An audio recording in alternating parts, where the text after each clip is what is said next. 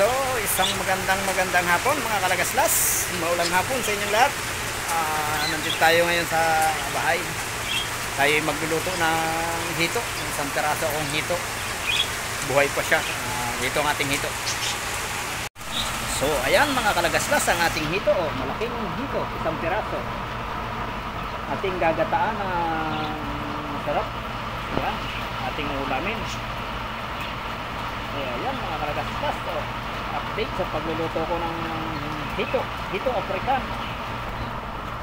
Ayan, malaking hito na African. Isang piraso lang yan mga kalagaslas, siguro mga kalahating kilo yan. Ayan, ating gagataan. So mga kalagaslas, ito ang ating hito. Nilinisan ko lang pala, hindi ko na lang binidyohan ang ating paglilinis ng hito. Ayan, ating gagataan yan. Magagayat na tayo ng pangrekado at nakagata. Ating iganga muna sa supa. So, mga kalagaslas, yan ang ating hito. So ayan ang ating mga kalagaslas. Ang ating hito ay ating igaganga muna sa suka o paksiwin ba kung tawagin doon.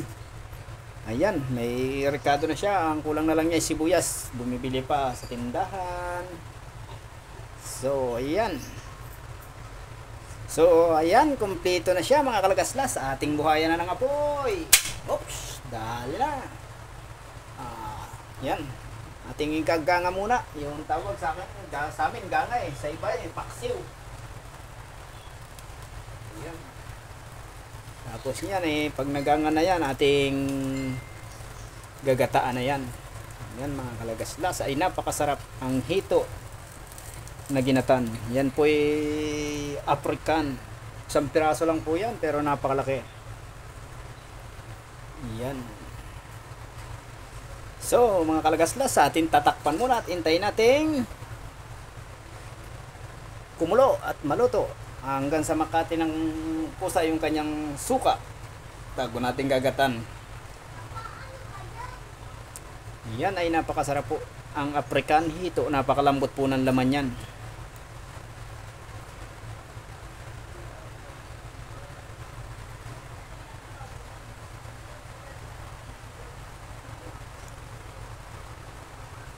Hintayin lang po natin yung makati.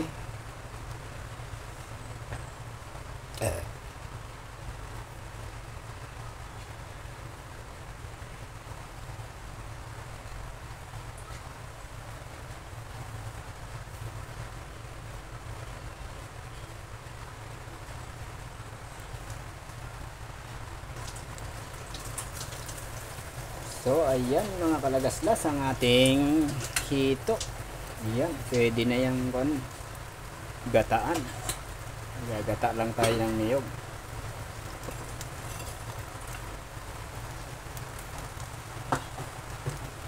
Ang lalahok natin na gulay ay malunggay na lang mga kalagaslas.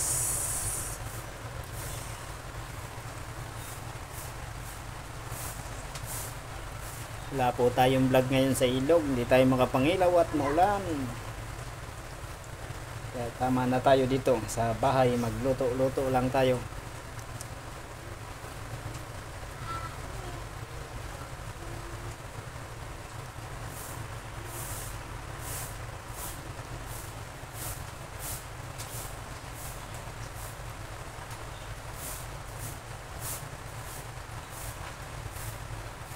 Mama, alam mo yung patinig?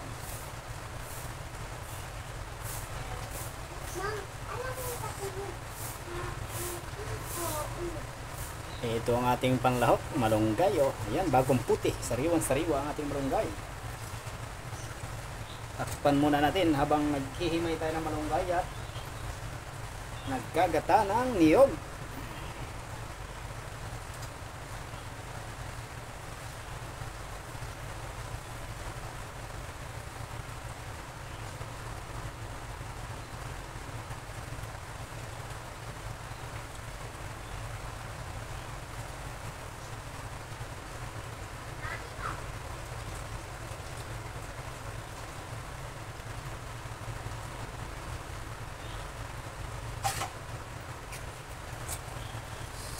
Ayan mga kalagaslas, oh, nakakati-kati na siya.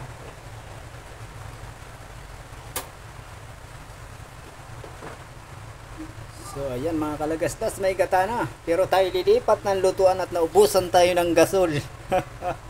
Atay tayo niyan. Doon tayo sa lutuan ko na Yos oil ang gatong.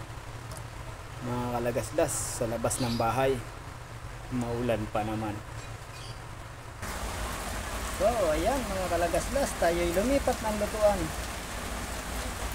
Kasi naubusan tayo ng gas.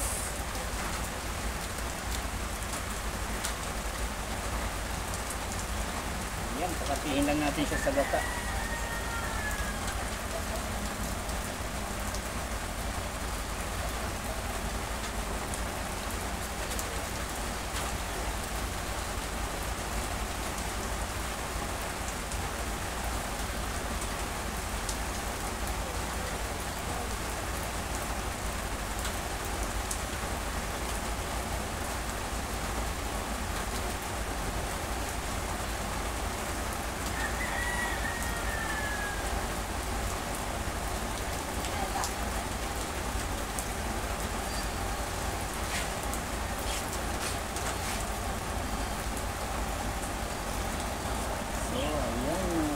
Las ang ating hito,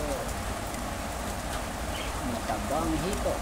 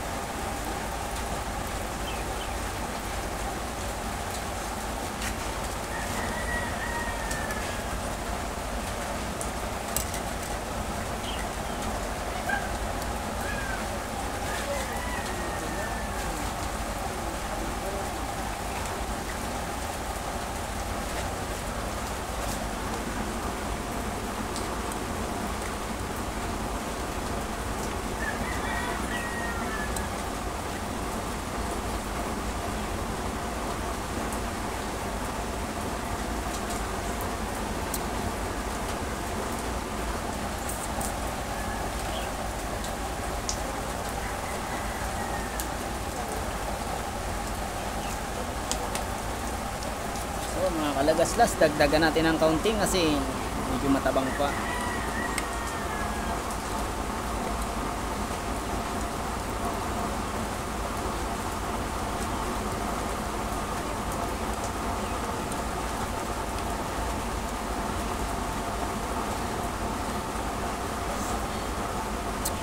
Yan, sarap na.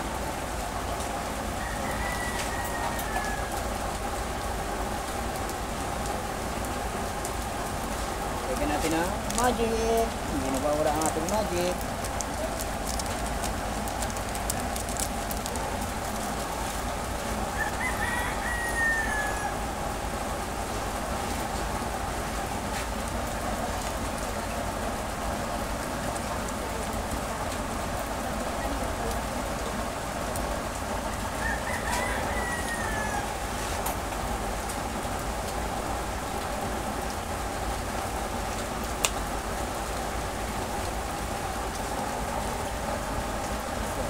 Kalagaslas, hintayin lang nating makati yung kanyang gata.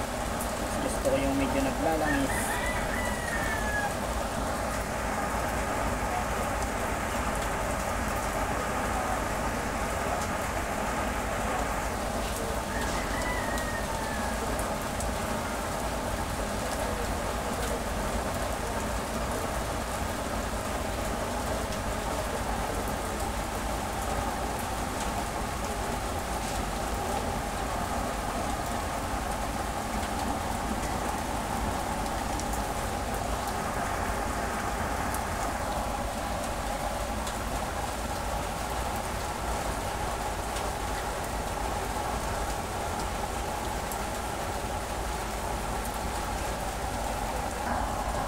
So ayan mga kalagaslas, ang ating ginataang hito, kulong-kulo na, napakabango, napakasarap yan.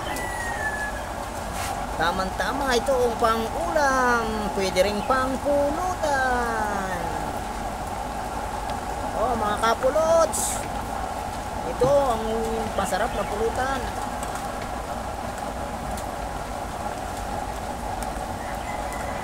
Ginataang hito, yan oh, ulo pa lang, oh laki oh, ulam na. Yan mga kalagasgas, ganyan lang kasimpleng pagtulutan ng hito. Ginataang hito, ulo na siya oh, napakalakas ng ating lutuan. Biglang yos oil, Kalanyos oil.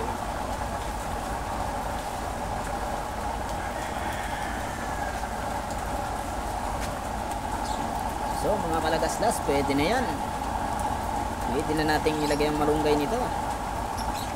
Ay, kaunti pa, kaunting oras pa. Pati-katihin pa natin. Masyado pang marami ang kanyang gata, mga kalagaslas.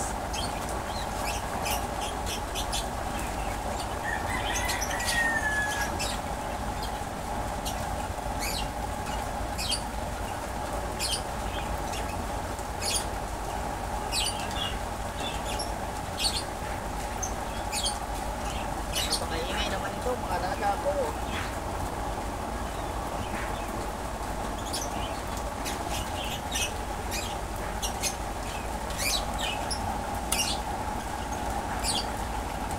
So ayan, pwede na yan mga kalagaslas. Lagyan na natin ang ating malunggay. Yan ang ating malunggay mga kalagaslas. Sa ating ilalagay na.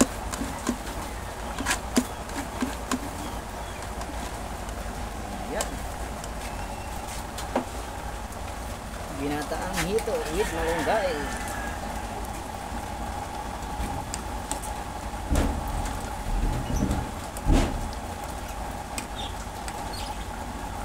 Yan. Suwabing-suwabi yan mga kalagaslas.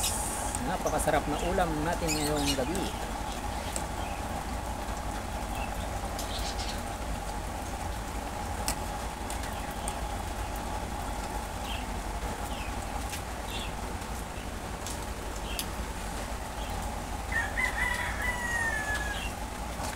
Ginataang hito with malunggay mga kalagaslas. Simpleng pagluluto lamang ng hito. Yan, ganyan lang ang simpleng paggagata.